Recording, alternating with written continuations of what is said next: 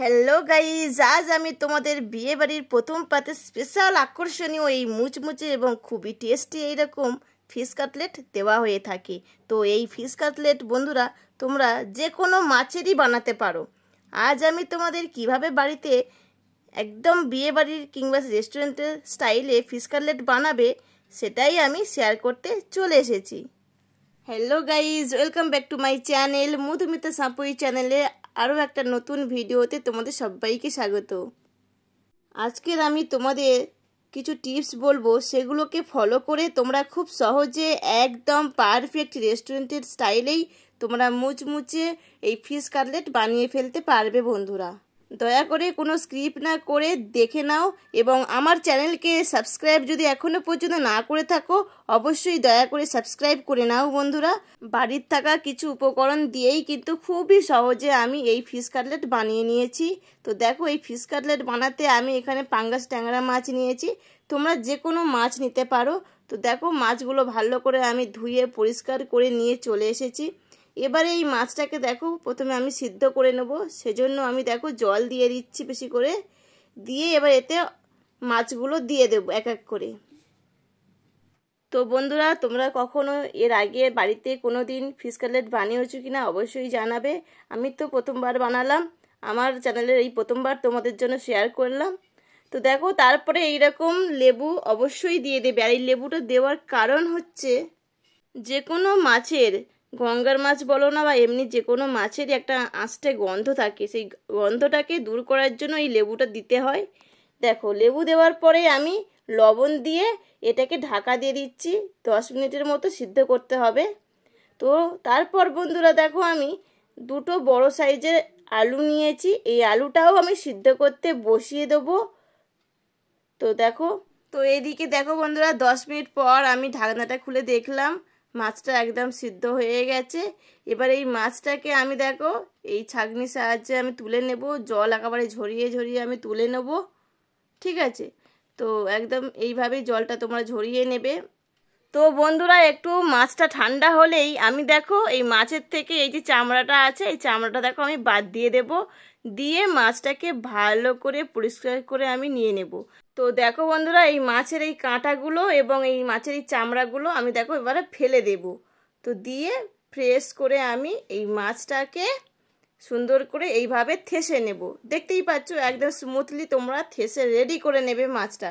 অবশ্যই কাঁটাগুলো বেছে ফেলে দিও বন্ধুরা, ঠিক আছে? তো দেখো, তোমরা কিন্তু কন্টিনিউ ভিডিওটা সাথে থাকো, তাহলে কিন্তু পারফেক্ট এইভাবেই বানাতে পারবে। তো দেখো, একদম মাছটা ফ্রেশ করে আমরা থেসে রেডি করে নিয়েছি। এবারে আমরা যে আলুটা সিদ্ধ করতে দিয়েছিলাম সেটা দেখো সিদ্ধ করেও নিয়ে চলে এসেছি। এবারে আমি এই দেখো আলু ম্যাচার দিয়ে আলুটা ম্যাচ করে নিচ্ছি, দেখতে পাচ্ছ খুব সুন্দরভাবে। এবং এর সাথে আমি দেখো কি কি উপকরণ অ্যাড করব সেটাও তোমাদের দেখিয়ে দেব। তো দেখো, এখানে পেঁয়াজ কুচানো, হলুদ গুঁড়ো, জিরে গুঁড়ো, ধনে গুঁড়ো এবং ধনে পাতা কুচানো, গরম মশলা, গোলমরিচ গুঁড়ো, লঙ্কার গুঁড়ো এবং তার সাথে দেখো কাঁচা লঙ্কা কুচানোও নিয়েছি। এর সঙ্গেও কিন্তু বন্ধুরা আরও কিছু অ্যাড করতে হবে। তো দেখো, এটা হচ্ছে কর্নফ্লাওয়ার, তো কর্নফ্লাওয়ার তো নিতেই হবে। তারপর দেখো বন্ধুরা, মাছের সঙ্গে একদম ওই যে সিদ্ধ করে রাখা আলুটা একদম দেখতেই পাচ্ছ অ্যাড করে নিচ্ছি, খুব সুন্দর করে থেসে নিচ্ছি। নিয়ে এক এক করে দেখো পেঁয়াজ কুচানো, তারপর লঙ্কা কুচানো, তারপর ধনেপাতা কুচানো, তারপর দেখো সব এক এক করে সব যেসব মশলাগুলোর নাম তোমাদের বলেছি সেই মশলাগুলোই আমি দিয়ে দিচ্ছি, ঠিক আছে? দিয়ে তারপর দেখো ভালো করে এইভাবে সব মিক্সড করে নেবে, চটকে ভালো করে একদম মাখিয়ে নেবে বন্ধুরা। এবার মাখানোর পর একটু লবণ দেবে পরিমাণ মতো, দিয়ে 2 চামচ মতো কর্নফ্লাওয়ারটা দিয়ে দেবে, দিয়ে আবারও ভালো করে মিক্সড করে নেবে, খুব সুন্দর করে মিশিয়ে নেবে। নেবার পর যে প্লেটে তোমরা রাখবে অবশ্যই সেটাকে অয়েল ব্রাশ করে নেবে, তাহলে কাটলেটটা তুলতেও খুব সুবিধা হবে।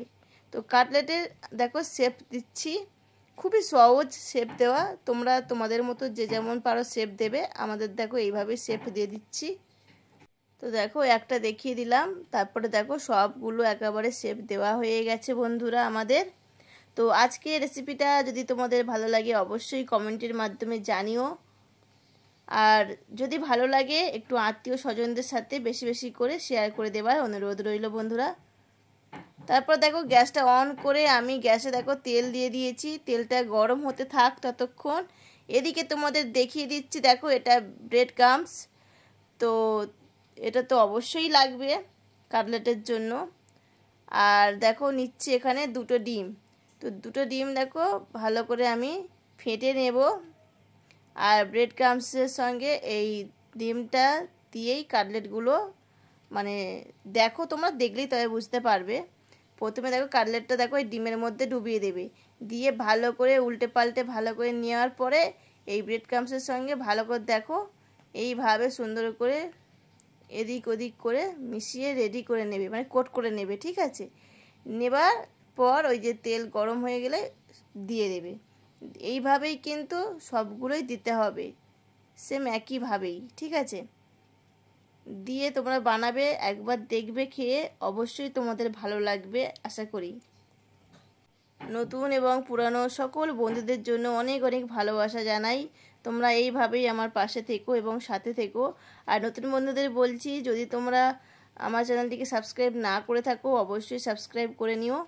তো দেখো একটা একটা করে উল্টে দিচ্ছি, দেখতেই পাচ্ছ কতটাই সুন্দর মচমচে একটা বোঝাই যাচ্ছে যে খুব সুন্দর একটা কালার হয়েছে, খুব দারুণ লাগছেও দেখতে। আর যতটা দেখতে সুন্দর লাগছে খেতেও কিন্তু দারুণ লাগছিল। আমরা তো খাবার পর তোমাদের সঙ্গে শেয়ার করেছি। তো এবার দেখো তুলে নেব, আর বেশি মানে ভাজবো না, এবারে তুলে নিচ্ছি। এইভাবে দেখো তেল ঝরিয়ে তোমরা শব্দটা শুনলেই বুঝতে পারবে কতটা মচমচে কতটা খাস্তা হয়েছে, দেখলেই বুঝতে পারবে এতটা সুন্দর হয়।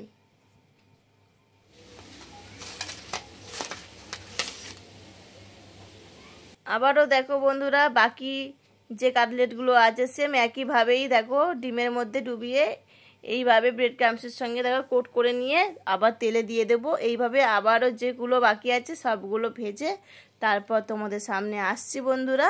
তো দেখো এইগুলো এবার তুলে নিচ্ছি ফিরে। এটা আর বেশি মানে কালার করব না, যেটুকু হয়েছে একদম যথেষ্ট ভাজা হয়ে গেছে। বেশি ভাজলে আবার ভালো লাগবে না। তোমরা কিন্তু একটু মিডিয়াম গ্যাসে ভাজবে, তাহলে কিন্তু বন্ধুরা একদম পারফেক্ট ভাজাটা হবে, ঠিক একদম দারুণ হবে ভাজাটা।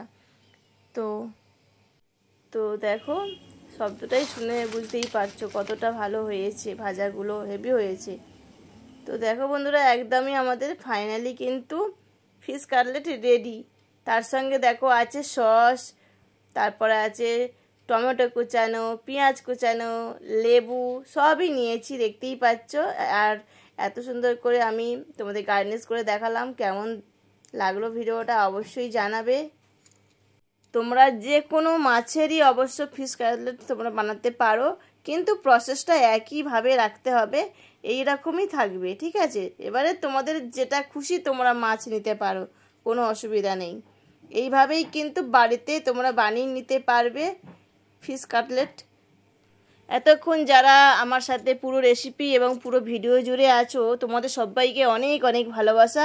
তোমাদের মূল্যবান সময়টুকু আমাকে দেওয়ার জন্য অনেক অনেক ভালোবাসা বন্ধুরা। এইভাবেই আমাদের সাথে থেকো এবং পাশে থেকো। আর ভিডিওটি কে কোথা থেকে দেখছো অবশ্যই কমেন্ট করতে ভুলবে না। আর কেমন তোমরা ভিডিও চাও, কেমন তোমরা রান্না চাও সেটাও অবশ্যই জানিও। তোমাদের মতামত আমরা পেলে খুবই খুশি হই। তোমাদের কমেন্ট পেলে আরও উৎসাহ বাড়ে। একটা লাইক একটা কমেন্ট সত্যি বন্ধুরা অনেকটাই আমাদের উৎসাহ বাড়ায়। তোমরা যদি এইভাবে আমাদের উৎসাহিত করো তাহলে আমরা কিন্তু সামনের দিকে এগোতেও অনেকটা মানে সুবিধা বোধ করব। তো চলো বন্ধুরা ভিডিওটি আর বেশি বড় করছি না। সবাই তোমরা ভালো থেকো, সুস্থ থেকো। আবার নতুন কোনো ভিডিও নিয়ে আসবো। আজকের মতো টাটা বন্ধুরা।